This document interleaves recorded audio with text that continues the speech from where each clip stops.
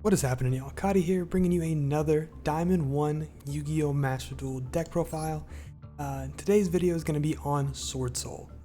Since this deck has come out, it has been the craze of, well, the game. Everyone has been playing this in all across every different platform, whether it's on the ladder, tournaments, you name it. It's been everywhere.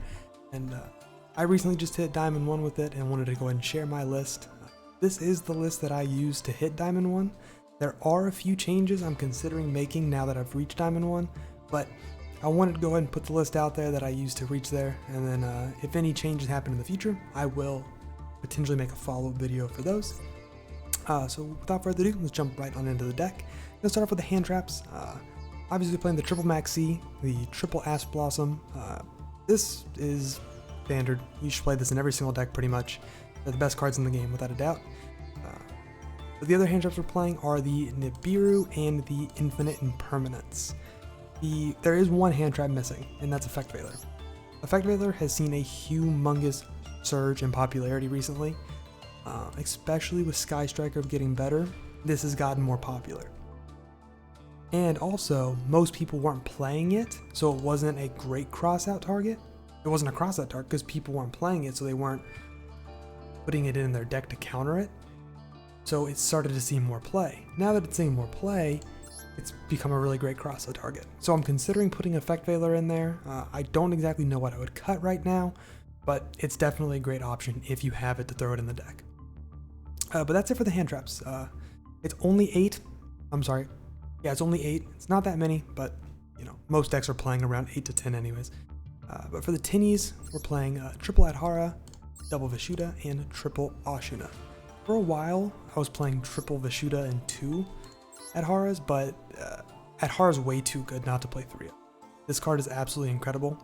It gives you an incredible grind game that allows you to banish itself from the graveyard to add one of your banish forms back to your hand, or back to your extra deck, if you so choose. This really lets you compete with the DPE decks and the other versions of Tenyi and the other versions of Swordsoul or Tenyi that are kind of designed for more of a grind game. Probably the ones playing DPE or Tri-Brigade or something along those lines. This allows you to grind really long games with them, and I don't know why I wasn't playing this at 3 at first. I was playing it at 2 with triple Vishuddha, but I learned from my mistakes and I am rocking the triple Adhara now, and I highly recommend you do so as well. There is one other Tenyi card that you could potentially run in the main board, and that is the Sithana. I haven't tested this out for myself, but I've seen a lot of different decks running it, and I know this card is very, very strong, so I'm thinking about throwing this in a list in the future and giving it a test run, but right now I wouldn't play this unless maybe you're missing like a Yi or maybe something else. Maybe you're missing one of the hand traps or something. You could just throw one of these in there, and it's going to be a great substitute. Yep, that's it for the Tenyis. Moving on to the Soul Swords themselves. We're playing triple Mo Yi. This is self-explanatory. She is absolutely insane. Double Taya. Honestly, I think arguably Taya is the best one. Taya allows you so many extended plays. It is absolutely ridiculous. I did not realize how good this card was until I hit Platinum, because I was just destroying people so quickly in the earlier ranks. But once I hit a Platinum and I started playing those longer games, Taya's like potential really came out, and I really saw how powerful this card was. Then we're playing the triple Ecclesia. I think this is pretty self-explanatory. This is basically your 6 copies of Mo Yi or your 5 copies of Taya. This is pretty much whatever Swordsoul you need, and it allows you to make a lot of crazy plays without using your normal summon, which is very, very valuable. And then I'm playing triple Strategist. I like the triple strat. I like to see this guy in my opening hand. I don't like to search with the emergence. I like to search something else with the emergence, like the Protos or anything I need, honestly. I would like to hard draw into as many Soul Swords as possible, which is kind of why I'm maxing out on these guys. The only one I'm not playing 3 of is the Taya, just because I don't think you need 3. It's not great turn 1. But yeah, I definitely like the triple Strategist. And then we're playing the 1 Despot 001 and the 1 Protos. The Despot 001 is obviously for the Halki Vibrex of Rorodon combos. It is absolutely insane. There's arguments to be had where Hulk is not the way to go with this deck. I can see why that is the case. It does lower the consistency slightly, but in return, for playing Hulk and lowering your consistency by playing something like Despot001, you are getting such explosive power. You're getting such explosive, like, just combo potential. It's absolutely insane. So I really, really like it. If you're going to cut this, I think you should probably be playing something like DPE instead, because you're going to substitute that kind of explosiveness for more of a grind game style to play. But I haven't tested with DPE that much with Swordsoul. That's what's on board for next, what's up next for me. But from what I've seen, like, I couldn't imagine playing this without the Hulk combo. It's too good. And the Protoss is self-explanatory. This is just one of the best floodgates in the game. I don't know why this is in the game, to be honest with you. I think all these different floodgates like VFD, Protoss, Vanities, Emptiness, Skill Drain, all that stuff, I think it should all get banned, but it's not. So it's here and might as well play it. This is going to single-handedly win you so many games. Moving on to the spell cards, we're playing the Double Vessel. I was unsure about this for a while. When I first started playing this deck, I thought this was more of a glorified Foolish Burial than anything else, which it is, kind of, but it's so much more than that in certain situations. When you open a Tenyi plus this, you have Hulk combo. When you open a Tenyi that is not Adhara in this, you have a Hulk combo without using your normal summon, which is very, very powerful. This is incredibly powerful, and it also lets you set up your graveyard for what future turns could hold. What I mean by that is you could, from the turn 1, you can activate your Vessel, send the Protoss to the graveyard. Then later down the line, you could use Ty's effect to banish the Protoss, and then Adhara's effect to add it back to your hand. That's going to be shown in one of the replays I do later, and it's absolutely insane. I don't remember exactly if I used the Vessel to banish or to send the Protoss to the graveyard, but I remember having Protoss in the graveyard, using Taya, banish him, add Adhara back to my hand, use Adhara's effect to add the Protoss back to my hand, then summon the Protoss on the game, down on the board, to win the game. Absolutely insane. And there's just so many like crazy combo potentials that this card enables. However, I'm not 100% sold on it still. I did reach Diamond 1 with it, and like I said, this is just the pure list I used to get Diamond 1, but this is one of the cards I'm considering dropping. I would only drop it for other consistency cards like Pot of Desires, Pot of Prosperity, maybe Upstart Goblin, but probably not. I think the pot cards are a little bit better than Upstart. If I was going to drop the Vessel, it would be for something like that. And I will be doing testing on that, but I just haven't got around to it quite yet. Then we're playing the triple Swordsoul Emergence. This card is just a generic searcher. It adds any Swordsoul from your deck to your hand. Then if you have a Synchro monster on board, you can add any worm. This is way too good not to play 3 of. If you're going to cut some Swordsoul cards, should not be this. It should be one of the strategists, one of the Ecclesias, something like that, but definitely not the Emergence. This card is way too good not to play. It also has like another effect where you can increase or decrease the level if it gets banished, and that lets you make some really interesting plays. It lets you go into some level 9 plays every once in a while. It lets you go into 7 plays. It is really, really cool, and it adds a lot of versatility to it. Then we're playing the double Called By and the triple Crossout Designator. If Maxi and Ash are the 2 best cards in the game, then these are the 3rd and 4th best cards in the game by extension, because they counter those. They're just way too good not to max out on currently. Everyone is playing so many hand traps, and I have to play all these. I don't like it, but at the same time, I know it's a necessity. And Crossout's just insane. This is going to win you so many games. It's ridiculous. Then we're playing the 1 Impermanence like I mentioned before, and the 1 Blackout, because if ending a board with an Omni Negate in the form of Baron, a Monster Negate in the form of Grandmaster, Blackout of Dark Monsters in the form of Protoss, unless a Blackout isn't strong enough, then just add a Blackout to it, and you're going to win the game pretty much easily. This is devastating to set up on top of your already monstrous board. It's also got that great second effect where Spanish, you summon a token onto the board, which can create so many plays. 10 cards. But that is it for the main board. 40 cards. I really don't want to go over 40 cards in a deck like this, especially when I'm not playing Pot of Desires, Upstarts, Pot of Prosperity, something like that for extra consistency. But the deck is really consistent. You draw into what you need pretty much every single game. It's hyper consistent, but the problem is sometimes it's a problem playing through Maxi. If you don't have one of the crossouts or Called Bys, Maxi's really going to destroy you. But honestly, that's every meta deck right now. But anyways, moving on to the extra deck, I'm playing the 1 Herald of Arclight. This is great for when your opponent gets greedy on the Nibiru and you're going for your Howl combo and you can feel it. What's going to happen is if they don't Nibiru you when you summon your Despot 001 back off of Auroradon, if you feel the Nibiru and then they don't do it, because they're going to wait for you to Yazi or something like that, whatever it might be, you can just go into the Herald of Arclight and extend your plays that way. It's not going to end it with as good of a board as you would if you went for the full Yazi play, which is the standard play, which will be shown in one of the replays. It's not going to be as good, but it's going to punish them for making a greedy play. That has not happened to me. I have not seen that come up in my games, but I have used Herald multiple times to just put a negate out there, just to set up a board where it's very, very powerful. I have used Despot 001 and one of the tokens to make this and then extend it in other directions, but it hasn't been to counter Nibiru, but that is a situation that could arise. I have seen people get greedy on Nibiru. It's also prismatic. Not prismatic, I'm sorry, royal finish. So, you know, gotta play it, obviously. And then I'm rocking the 1 Yazi. Yazi's insane. This card is absolutely ridiculous. It's board wiping potential, not board wiping potential, but it's destruction potential plus combo extending potential, which is absolutely ridiculous. The 1 Crimson Blader, honestly, this never came up in my grind to Diamond 1, but there was a lot of situations where it could have, and it would have been very good, but there was just something else better to play. But this does destroy a lot of decks right now. A lot of things rely on level 5 or higher monsters, and if you're able to establish this, especially in the long run, in like a long grind out game, you can win a lot of really good games. It's very, very powerful. Double Baxia, I think 2 is the way to go. At first I was playing 1, there were times when I needed the 2nd, but there was never really times I needed more than that, so 2 is definitely the sweet spot for this card.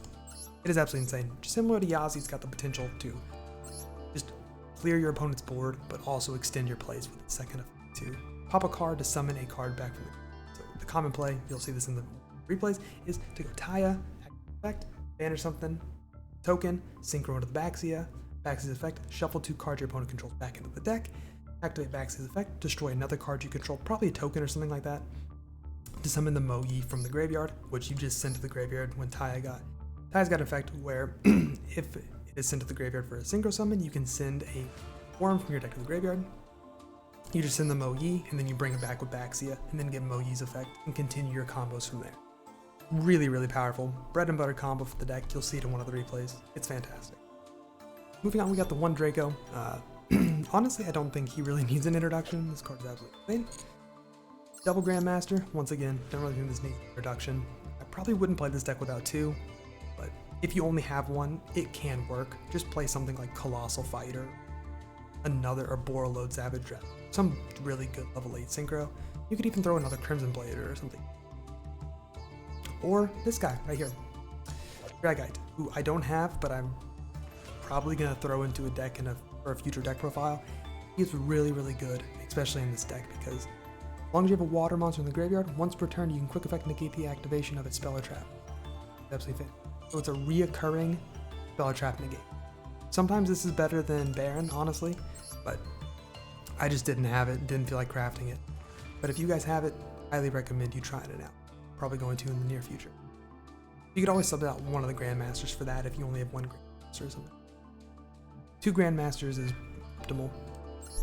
And then 1 Chaofeng. This is just for the weird board states when you have like a Baxia on the board and an Adhara on the field or in your hand, and you want to like get those cards off because they don't really do anything on your opponent's turn. You just go into a Chaofeng and just negate light monsters effects, and it also has a floating effect, which is 2 search. It's really good. The 1 Baron doesn't need an introduction. Baron is one of the best cards in the game. Got the 1 Supreme Sovereign. This dude is legit. This guy is really, really powerful. He is incredible against DPE. Someone's trying to play the grind game against you with DPE, just go into the Sovereign. And if you're not winning that game because you're going to counter their DPE hard, you're going to put up a really, really good fight. Much better fight than you would get with pretty much anything else. Just for that reason alone, since DPE is literally everywhere, like, this guy is an absolute necessity. He's an absolute necessity. But honestly, I feel like all lists are going to play this guy anyways, just because he's good. Moving on to the Link monsters, we're playing the double Monk of the Tenyi. I would not play less than this. Usually you're going to use both of these in the game, maybe even a third. The third would come from recycling with that Hara, but I definitely think 2 is the better way to go. I wouldn't play this deck without it. I was trying it for a while with just 1 because I wanted more synchro options, but I was just needing it too much. And the 1 Hulk and the 1 Auroradon, because why not play unfair cards, honestly? Alright, so that's going to do it for the deck profile. Let's jump on over here to some replays real quick. Losing connection. What I like to see. Alright, I'm going to start off with this replay right here. I'm going to have 3 replays. 2 of them are going to be me going second, 1 of them is going to be me going first. This first one here is against Eldritch. Not the... I made a pretty big misplay in this recording, but despite the misplay, I was still able to win, which kind of shows the power of this deck, honestly. I mean, we're not sitting here talking about how I'm a good player. We're talking about how this is a good deck. So, it starts off with the Elixir, brings up the Golden Lord, sets 3. Not the best turn. He didn't have 4, but still pretty good. I'm gonna start off with the Shuna, go into the Monk of the Tenyi, and my thought process here was, I'm gonna use the Vessel. I'm going to use the Vessel to try to bait out whatever he has, because he's probably going to do something to try to stop them. I don't know exactly what it would be, but I'm going to try to bait here by getting the Vishuda into the... People are scared of Vishuda. Most of the time when you just dump your Vishuda in the graveyard, they know you're going to be able to bounce one of their cards. So they're going to try to stop you from doing that if they have the cards to do it before you even get the chance to. What I was trying to do here was play around Skill Drain more than anything else. Eldritch, they always have Skill Drain, right? We'll see. Go ahead and add the R of my deck to my hand. He's gonna go ahead and activate the Call By to get rid of the Vishuna. I was like, okay, fine, I'll cross out it. Then he acquires it, which is fine with me. I didn't really need the Vishuda. I want the Vishuda, but I didn't need it. And it gets rid of 2 of his back row already. Jump on into the Hara, and then I decided instead of going for the Hulk play, to go for a second Monk of Tenyi. I was considering going for Hulk and trying to just pray that this wasn't Skill Drain, but I decided to go with the more, realistic play and go for double Monk of the Tenyi, activated Hara's effect, add the Vishuda, bounce the back row back to his hand, and then go from there. I wanted to play around Skill Drain because, like I said, it's Eldritch, they always have Skill Drain, right?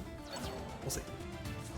Like I said, add the Vishuda back to my hand, activate its effect, bounce the back row, then activate it, activate the Swordsoul Emergence, add the Taya, I'm going to normal summon the Taya out, banish the Emergence, sync on up into the Baxia. Baxia's effect is going to spin both those back to the deck because I used a wind and a water. Then I'm going to send the Mo-Yi to the graveyard. I'm going to activate, pop the Monk to summon out the Mo-Yi, and this was my mistake. I was in the zone here and I was so used to just having a bunch of Swordsoul and Worm cards in my hand. I was thinking I could reveal the Vessel for Mo-Yi's effect just in the moment. It was a huge misplay on my part. And it cost me, honestly, it kind of cost me quite a bit because I'm not able to do anything else with this board, really, except summon out an Hara and then go into a Chao Fang, which is not super good, but it's also not the worst thing in the world because it would stop some light effects. So like I said, this was a pretty bad misplay. Looking back at it, I don't exactly know what I would have done to change my style here, but hindsight's always 20/20. I'm going to activate the Solitaire to go into the Unizombie. Unizombie's effect is going to send the Mizuki to the graveyard. Mizuki's going to summon the Solitaire back onto the board, and he is going to go into a Verte here. I was not expecting this. I probably should have expected it because everyone's playing DPE, but I just wasn't. And he goes into the DPE with the Verte. Don't know why he did this so fast considering what he has in his hand, but it is what it is. He decides to pop the Chao Fang. I don't think that was the best move, but it is what it is. Add the Ecclesia to my hand for next turn. He's then going to Eldritch ditch the Skill Drain, so he did have the Skill Drain. Hit the cross out. I decided to just cross out a Maxi so I don't draw into it against Eldritch. And he's going to use that Elixir to set that, and then Eldritch himself back to his hand. And I think he was thinking he could summon it, but he couldn't. So, it is. Then he activates the Sand. Sets the Sand Winger in the end phase. My turn. I don't know why he didn't attack also. I don't think he was restricted on anything, but Verde doesn't restrict you. He wasn't, unless this restricts you. Yep, can't attack for the rest of it. That's what it is. They just couldn't attack there. Activate the Vessel. Get the Vishuda. Vishuda's effect is going to bounce. Bounce. DPE, and at this point it's just summon the Ecclesia, go for the Taya. I know what he's got set, he's not able to do anything. And then from here I'm just able to sync on up into the Grandmaster, which is going to give me too much advantage. +2. Scoops it up because at that point I just had so much advantage. Alright, I'm going to go ahead and show you guys. This one right here is a really strong turn 1 play. This is arguably the strongest turn 1 board you can make. There might be certain hands you can get where there's a little bit better than this, but this is going to be kind of the bread and butter combo. Which, so as you can see, like, it's really, really nice. I have the cross out and I have the ability to make Baron. So I'm going to have 2 negates. But I want to start off with the Adhara, go into the Monk of the Tenyi so I can have that non-effect on the board. Activate the strategist, go ahead and go into that Baron just to get my negate on the board. Go into defense mode, obviously, to protect yourself from Lightning Storm. Summon up the Adhara, go into Halki Fibrax. Fibrax is going to get Ash Blossom. I decided to cross out it so I could save the Omni negate. Honestly, I think that was probably the best play, but who knows. Go into the Auroradon. Auroradon summons with 3 tokens. The Despot Zeros come back. Auroradon is not fair. Goes on into the Yazi. Usually, you're not. The bread and butter combo of this version of this deck is not going to have a Baron on your board. It's just going to be a Halk combo without having Baron set up already. But what you're normally going to do in those situations, going first, you're going to use Auroradon's effect, tribute himself, and pop the Yazi to trigger Yazi's effect. Be careful when you do this. You activate that, it is going to give you the option to tribute the Yazi. I made the mistake of tributing the Yazi thinking I was destroying it when I was just trying to fly through the combo, and that's really embarrassing to do, so please learn from my mistakes. But luckily, I had the strategist in my opening hand, so I was able to make the Baron, and Baron's effect can just pop a card on the field, so I just decided to pop the Yazi. It's going to save me an Auroradon, which is really nice. Go into the Taya, Taya's effect, banish the Protoss, which was sent to the graveyard earlier with the strategist, summon the token, then Adhara's effect, add the Protoss back to my hand, absolutely insane. Synchro into the Baxia. I'm not going to have anything to spin with Baxia, but that's okay, then we can use Baxia's effect, pop the token, summon the Moe we just sent with the Taya, Protoss, go into a token, sync on up into the Grandmaster, get a +2, get a search and a draw, absolutely insane. Draw into the, we drew into the cross out, and we searched the black out, summon the Protoss out, all dark, set, boom. What are you doing to break this board? I'm sure there's something, sphere mode or something. There's a lot you can probably do to break this board, but it is a really strong board and it's easy to make that happen. The last replay I'm going to show you guys is a one from Platinum. Don't judge me too much. I was kind of struggling to get good going second replays while I got into Diamond, because most of the time, if you ever get the opportunity to break someone's board, they just surrender. So this is one of the better going second replays I got. It's going against a mirror. It's a mirror match Swordsoul. This guy's playing kind of a unique deck, which is pretty cool. I really liked his version, but probably is not super optimal. He goes in for the Grandmaster off the start. +2. That's an absolutely insane combo. Activate the Emergence, get the Taya to his hand, activate the Strategist, discard the Taya to summon the Strategist on out, and go into Baron. Not the best board you can make turn 1 with Swordsoul, but definitely not the worst. Double negate is pretty strong. Luckily I have Vishuda, go and summon that out, go into the Monk of the Tenyi, then activate the Vishuda's effect and try to bounce the Baron, which kind of forces his negate, which is pretty nice. Then I go ahead and special summon the Ecclesia because she is really fair. Summon the Moe, activate, reveal the Emergence. He's going to negate with the Grandmaster, obviously. I'm going to go and activate that Emergence, add these strategies to our hand. I'm going to tie on out, banish the Emergence, summon out a token, ink on up into Baxia, get spinning, spin the Baron and the Grandmaster back to our hand, and I get my beard. Honestly, I probably could have played around that a little bit better, but it's okay. I was in Platinum, I was still learning the deck, guys, so don't judge me too bad. I definitely could have played around that, but that's okay. I'm going to summon out the Strategist, go into the Baron. Baron's effect is going to activate. Get a little burn in for 12. Pop back row. It is a Droplets, and for whatever reason, he decided to... Well, that's actually not the worst play in the world, honestly. It was going to get destroyed no matter what, but he could have saved himself from damage. Actually, it is pretty bad. I don't know why I did that. You can activate the Impermanence to negate the Baron. Goes into that guy. This little red blossom thing, it allows you to summon the Baron back out on the field, which is really cool. I had never seen that before. He decided to pop the token. That was a mistake. Well, it wasn't a mistake, it's all I could have done, but I just had too much advantage. Activate Baron, pop the Baron. Baron's effect negate my Baron's effect to pop, and my Baron negates his effect to negate my pop. That's a ton of Summon out the Protos, swing, G. Anyways guys, that is going to do it for the replays and the deck profile. Thank you so much for tuning in. If you enjoyed the video, please feel free to leave a like, comment, and subscribe. Comment down below what other videos you'd like to see in the future. Comment also down below if the sound quality was good. I had some trouble recording this earlier. My audio just was way off, so I want to make sure this one sounds good. If you'd like to ever watch me play live, I do stream sometimes on twitch.tv/Kadi_plays. Haven't been streaming too much Mash Duel recently as the game got a little stale, but with the release of Swordsoul and the new set, honestly, I've just been having a blast with it. It's been a lot of fun, and yeah, honestly, this deck is insane. My Diamond 1 ended with like a 7-game win streak. It was absolutely insane. Anyways, that is gonna do it. Thank you guys so much for tuning in, and I'll see you all in the next one. Peace.